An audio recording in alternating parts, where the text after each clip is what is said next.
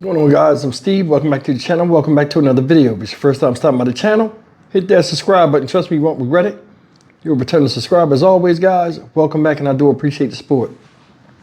Guys, I got some news out of Louisville, Kentucky that broke yesterday regarding two officers that were supposed to be brought up on charges about the search warrant. They're the ones that worked on that search warrant everybody knows about, in which Breonna Taylor was shot, where they supposedly went to the wrong house.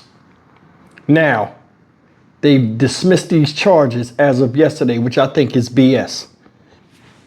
And I'll prove to you why I think it's BS on here. But for now, let me show you the news video, and we'll come back and I'm going to show you something. Take a look. Other news, a judge has thrown out federal felony charges against a pair of Louisville, Kentucky police officers that were accused of falsifying a warrant. That warrant would wind up leading to a botched police raid and the death of Breonna Taylor in her home back in 2020. U.S. District Judge Charles Simpson, initially appointed by Ronald Reagan back in 1986, wrote in a ruling just this week that Taylor's boyfriend, who fired a shot at police during the raid, caused her death. Not a bad warrant. News Nation's Caitlin Becker is here with more on this ruling. Caitlin, I remember this death caused so much anger in so many communities. Now we're hearing this ruling. Tell us more. You know, Hannah, we have to start really from the beginning of this case. The killing of Breonna Taylor was one of the major catalysts for the international growth of the Black Lives Matter movement, of course, following the death of George Floyd. 4 years ago, Taylor was gunned down by police inside of her Louisville apartment. The 26-year-old EMT and first responder was in bed when, out of nowhere, police fired 32 times. They discharged their weapons blindly through exterior walls. Former Louisville Police Detective Joshua Janes and former Sergeant Kyle Meany, those are the ones who signed that no-knock warrant that led to her killing. Well, they were charged with depriving her of her constitutional right to be free of unreasonable searches and seizures resulting in death. Now, remember, that warrant was served to the wrong address. Police were not there for Breonna Taylor or her boyfriend or anyone in that home. Now, this latest ruling is a big blow to the federal government's civil rights violation case against Janes and Meany. Charges that could have landed the pair in prison for life have been effectively reduced to misdemeanors. Now, in his decision, Judge Charles Simpson wrote, quote, "While the indictment alleges that Janes and Meany set off a series of events that ended in Taylor's death, it also alleges that Walker disrupted those events when he decided to open fire." Now, it's important to note here that Kenneth Walker, that's Taylor's boyfriend at the time, testified that he had only returned fire because the police did not identify themselves, and charges against him in this incident were dropped more than 2 years ago. Now, the ruling this week completely goes against the case that Attorney General Merrick Garland laid out against the Louisville officers back in August of 2022. That the defendants knew their actions in falsifying the affidavit could create a dangerous situation, and we allege these unlawful acts resulted in Ms. Taylor's death.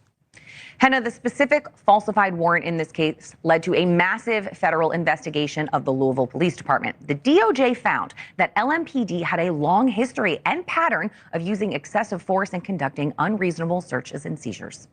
See that BS? Blamed it on the boyfriend. If he hadn't shot first, then she would still be alive. You see how they played that? I'm going to tell you, the law, justice system, ticky-tacky. They got the DA behind them. They had the DA behind them. That was 3 years ago, you know, this stuff happened, right? Now, think about this. In fact, it was 4 years ago. This happened on what, March 13th, 2020, I think. Somebody let me know in the comments. But anyway, I can't remember. Louisville, Kentucky said the PD had a habit of doing excessive force and crazy stuff. Now, they said it was the boyfriend's fault. You see how they threw it on him? He fired first. Police have a right to identify themselves. Now, they said the police identified themselves. Now, one of the biggest hangups in this case was whether they announced themselves or not. I want to show you why I think this whole thing is BS, and it's crazy how they didn't get no charges and none of this stuff. Especially at this time when they were showing this, a lot of people was getting smashed out, either in cars by police or, you know, in their homes.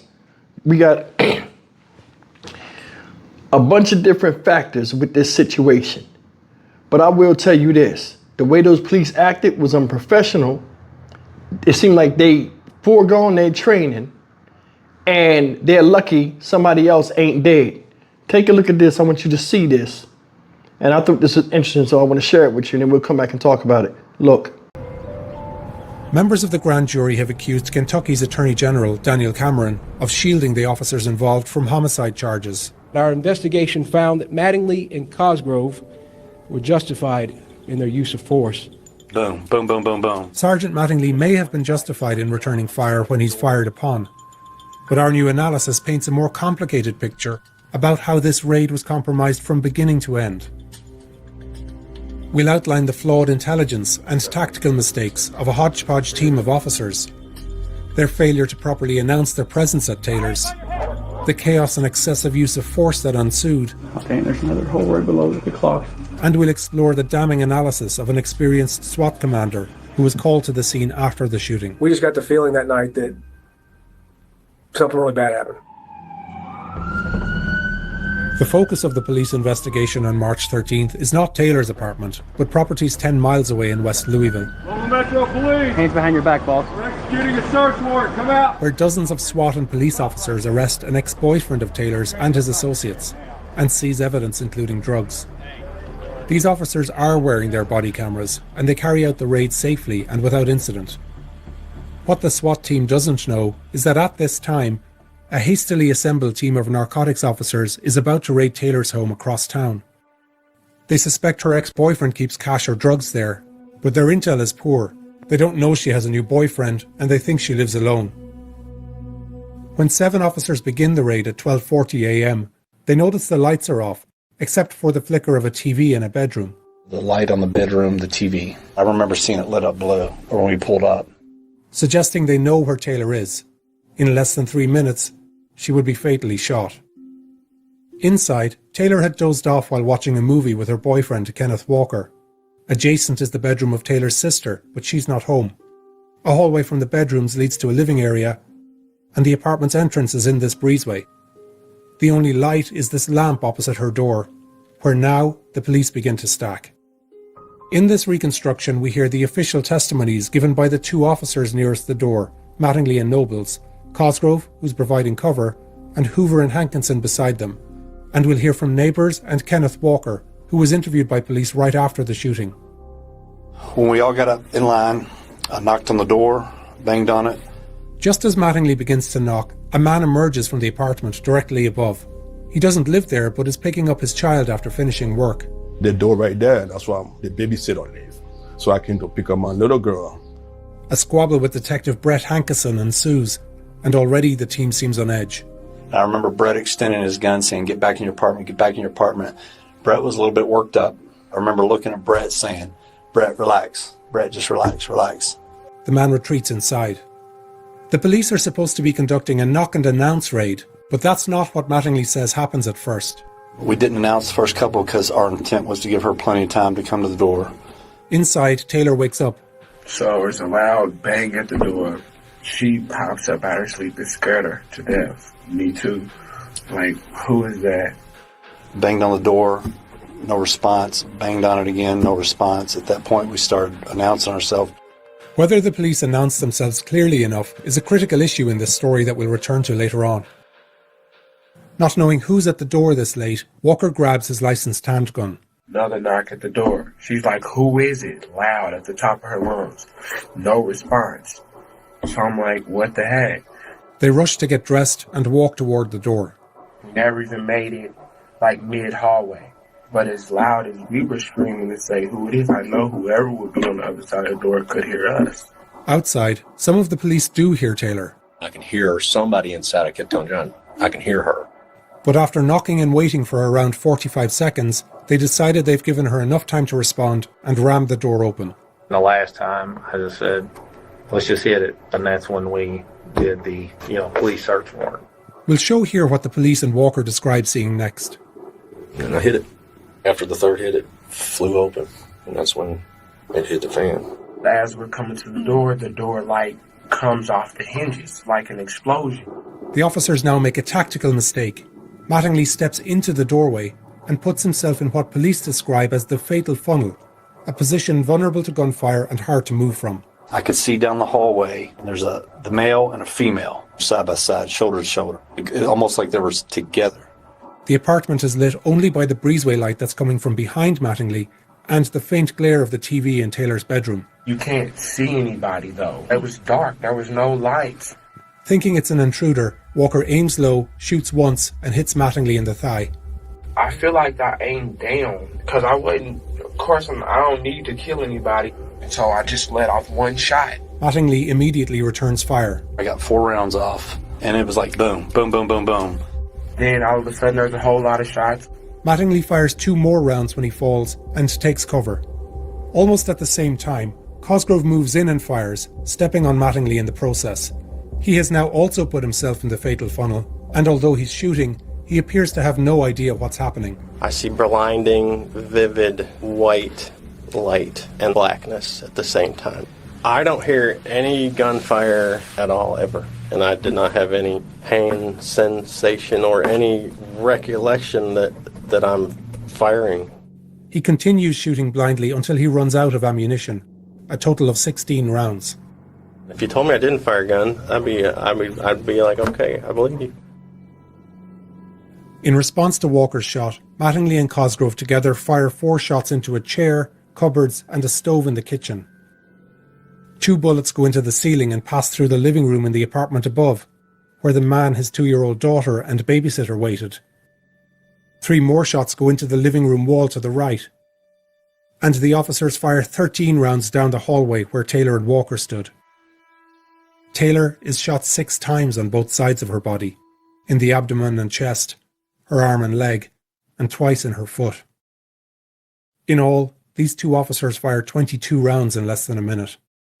An FBI ballistics report found that both of them shot Taylor, and that 1 of the 16 rounds Cosgrove fired was the lethal bullet. We both dropped to the ground, but I just hear her screaming, and thinking they're under attack, some of the officers flee when they hear a pause in shooting. There was a little bitty moment of no shots. I was like, here's the time to go, and then it all started up again. We don't know the precise sequence of events, but Detective Hankinson runs to the front. I can hear the firing as I'm making the corner. I can see the flashes, the muzzle flashes. But the only ones shooting are police. Even though all the curtains are drawn, Hankinson blindly fires 5 bullets through the patio windows. My only option was to return fire, and I did that to the muzzle flashes. He moves and fires 5 more rounds through the bedroom window of Taylor's sister, who isn't home. 2 bullets fly over Walker and Taylor, but none hits them. The bullets that go into the living area pass over Taylor's sofa and kitchen table and smash her clock. 3 penetrate the wall and enter her neighbour's apartment. Those bullets also smash the kitchen table, hit a wall, and shatter the patio doors at the rear. A pregnant woman, her son and partner were home. Hankinson has been charged with wantonly endangering their lives. In total, the police fire 32 bullets, penetrating almost every room in Taylor's apartment. They hit saucepans, cereal boxes, and smash into her shower. They puncture shoes, shatter cleaning equipment, and land in her sister's clothing. And, 3 minutes after police came to search her home, a fatally wounded Taylor is lying on the ground. I'm just panicking and I'm telling somebody, I'm yelling help because she's right here bleeding and nobody's coming, and I'm just confused and scared, and I feel the same right now.